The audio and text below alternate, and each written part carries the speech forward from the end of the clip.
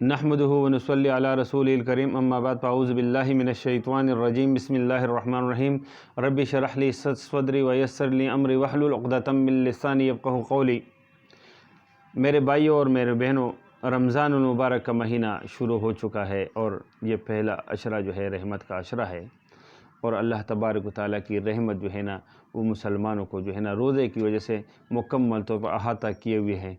अब जो है ना हमें चाहिए कि हम अल्लाह से मज़ीद रहमतों के और बख्शिश के तलब करें। तो मेरे दोस्तों बुज़ुर्गों, मशाइख़ ने रोज़े के आदाब में 7 उमूर तहरीर फरमाए हैं कि रोज़ेदार को इनका अहतमाम ज़रूरी है।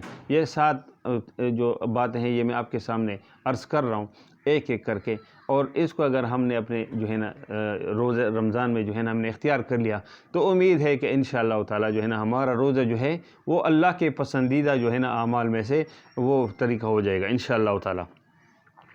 यानी उसमें से पहली जो बात है कि हम अपनी निगाह की हिफाजत करें, अपने नज़र की हिफाजत करें, किसी बेमहल जगह पर निगाह ना पड़े। हत्ता कि कहते हैं कि बीवी पर भी शहवत की निगाह ना पड़े कि फिर अजनबी का क्या ज़िक्र।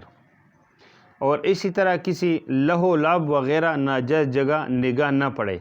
हुज़ूर अकरम सल्लल्लाहु अलैहि वसल्लम का इरशाद मुबारक है कि निगाह इब्लीस के तीरों में से एक तीर है। जो शख्स उससे अल्लाह के खौफ की वजह से बच रहे, हक़ ताला शानहू जो है उसको ऐसा नूर ईमान नसीब फरमाते हैं जिसकी हलावत वो लज़्ज़त जो है ना क़ल्ब यानी दिल में महसूस करता है।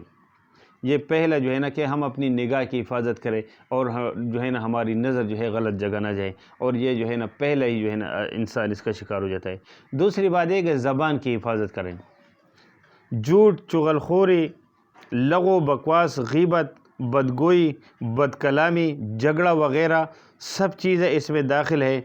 सही बुखारी शरीफ की रवायत में है कि रोज़ा आदमी के लिए डाल है, इसलिए रोज़ेदार को चाहिए कि ज़बान से कोई फहश बात या जहालत की बात मसलन तमस्खुर, झगड़ा वग़ैरह न करे। अगर कोई दूसरा झगड़ने लगे तो कह दे कि मेरा रोज़ा है।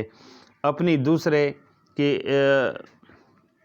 यानी दूसरे की इब्तिदा करने पर भी उससे न उलझे। अगर वो समझने वाला हो तो उससे कह दे कि मेरा रोज़ा है, और अगर वो बेवकूफ़ ना समझ हो तो अपने दिल को समझा दे कि तेरा रोज़ा है, तुझे ऐसी लगो बात का जवाब देना मुनासिब नहीं। बिलखसूस ग़ीबत और झूठ से तो बहुत ही एहतराज़ ज़रूरी है कि बाज़ उलमा के नज़दीक इससे रोज़ा टूट जाता है।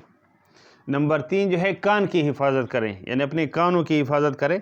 हर मकरूह चीज़ से जिसका कहना और ज़बान से निकलना नाजायज़ है उसकी तरफ कान लगाना और सुनना भी नाजायज़ है। हुज़ूर अकरम सल्लल्लाहु अलैहि वसल्लम का इरशाद मुबारक है कि ग़ीबत का करने वाला और सुनने वाला दोनों गुनाह में शरीक हैं। यानी अकेले यानी कोई ग़ीबत कर रहा है, अगर कोई दूसरे की ग़ीबत सुन रहे तो ये भी दोनों बराबर के शामिल है।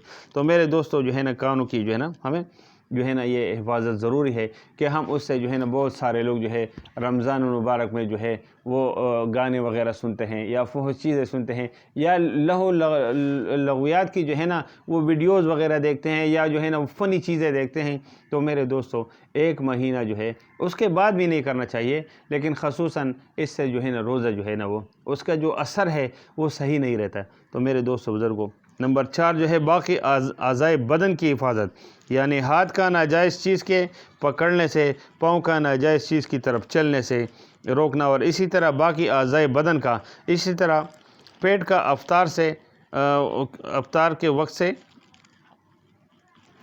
मुश्तबा चीज़ से महफूज रखना कि कोई मुश्तबा चीज़ जो है हम नहीं खाएं और न पिएं। जो शख्स रोज़ा रख कर हराम माल से इफ्तार करता है उसका हाल उस शख्स का है कि किसी मरज़ के लिए दवा करता है मगर उसमें थोड़ा सा सुकिया भी मिला लेता है कि इस मरज़ के लिए वो दवा मुफीद हो जाए, मगर ये जहर साथ ही हलाक भी कर देगा। तो मेरे दोस्तों बुज़ुर्गों ये सिलसिला जारी है इंशाअल्लाह ताला। आगे जो है ना ये अभी जो है ना 2-3 स्टेप इनके बाकी हैं। और अफ्तार के नंबर 5 जो है अफ्तार के वक्त हलाल माल से भी शिकम सैर ना होना, यानी इतना ज़्यादा नहीं खाना कि फिर जो है ना आदमी जो है ना उसके ऊपर बोझ बन जाए। यानी हलाल माल से भी इतना ज़्यादा ना खाया जाए कि शिकम सैर हो जाए, इसलिए कि रोज़े की गरज़ इससे फ़ौत हो जाती है। مقصود روزے سے قوت شہوانیہ اور جو ہے نا کم کرنا ہے اور قوت نورانیہ اور ملکیہ کو بڑھانا ہے۔ 11 مہینے تک بہت کچھ کھایا ہے، اگر ایک مہینہ اس میں کچھ کمی ہو جائے گی تو کیا جان نکل جاتی ہے، مگر ہم لوگوں کا حال ہے کہ افطار کے وقت تلافی مافات میں اور سحر کے وقت حفظ ما تقدم میں اتنی زیادہ مقدار کھا لیتے ہیں کہ بغیر رمضان کے اور بغیر روزے کی حالت کے اتنی مقدار کھانے کی نوبت بھی نہیں آتی۔ رمضان المبارک بھی ہم لوگوں کے لیے کھانے پینے کا کام دیتا ہے۔ اگر آدمی افطار کے وقت اس مقدار کی تلافی کر لے جو فوت ہوئی، حقیقتاً ہم لوگ بجز اس کے کہ اپنے کھانے کے اوقات تب بدل دیتے ہیں، اس کے سوا کچھ بھی کمی نہیں کرتے، بلکہ اور زیادتی مختلف انواع کی کر جاتے ہیں جو بغیر رمضان کے میسر نہیں ہوتی۔ لوگوں کی عادات کچھ ایسی ہو گئی ہے کہ عمدہ اشیاء رمضان کے لیے وہ سنبھال کے رکھتے ہیں۔ نمبر 6 جو ہے روزے کی قبولیت کے ڈر کا ہونا، یعنی روزہ دار کے لیے ضروری ہے کہ روزے کے بعد اس سے ڈرتا رہے کہ نہ معلوم یہ روزہ جو ہے نا کامل قبول ہوئی ہے یا نہیں، اور اس طرح ہر عبادت کے ختم پر کہ نہ معلوم کوئی لغزش یا کوتاہی کہ جس کی طرف التفات کی بھی نہیں ہوتا، ایسی تو نہیں ہو گئی جس کی وجہ سے یہ منہ پر مار دیا جائے۔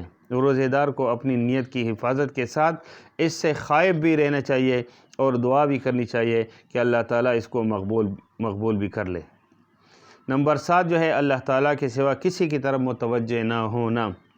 خواص اور مقربین کے لیے ایک 7ویں چیز کا بھی اضافہ ہے، اور وہ یہ ہے کہ دل کو اللہ کے سوا کسی چیز کی طرف متوجہ نہ ہونے دے۔